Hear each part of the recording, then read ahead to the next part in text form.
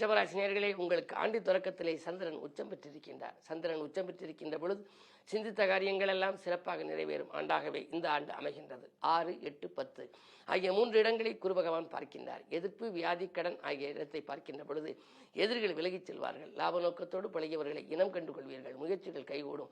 உடன்பிறப்புகளின் உறுதுணையாக இருப்பார்கள். வாகன யோகம் உங்களுக்கு உண்டு. தொழில் வளம் மிகச் சிறப்பாக இருக்கிறது. தொழில், உத்தியோகம் போன்றவற்றிலே கை நிறைய பணம் புரளும் விதத்திலே இந்த ஆண்டு அமைகிறது. அது மட்டுமல்ல, பொது வாழ்வில் நீங்கள் இருப்பவர்களாக இருந்தால் உங்களுக்கு புதிய பொறுப்புகள் கிடைக்கும். ராகுகேது பேச்சுக்கு பின்னாலே உங்களுக்கு மேலும் நன்மைகள் கிடைக்கும். 9இல் ராகு வருகின்றார். 9இல் ராகு வந்தால் பொன்பொருள்கள் குவியும் என்பார்கள். எனவே பொருளாதாரத்தில் மேம்பாடுகள் கிடைக்கப் போகிறது. இந்த ஆண்டு முழுவதும் நற்பலன் கிடைக்க வெள்ளிக்கிழமை தோறும் நீங்கள் அம்பிகை வழிபாட்டை மேற்கொள்வதோடு குறிப்பாக நந்தீஸ்வரர் வழிபாடு உங்களுக்கு நன்மை தரும். பிரதோஷ விரதம் இருப்பது. சென்னையில் இருப்பவர்கள் கோயம்பேடு சென்று அங்குள்ள குறுங்காலீஸ்வரர் கும்பிடலாம். அங்குள்ள நந்தியம்பெருமானை வழிபடலாம். சிவகங்கை மாவட்டத்தில் இருப்பவர்கள், இந்த புதுக்கோட்டை மாவட்டத்தில் இருப்பவர்கள் எல்லாம் வேந்தன்பட்டி நெய் நந்தீஸ்வரரை வழிபட்டால் நினைத்தது நிறைவேறும்.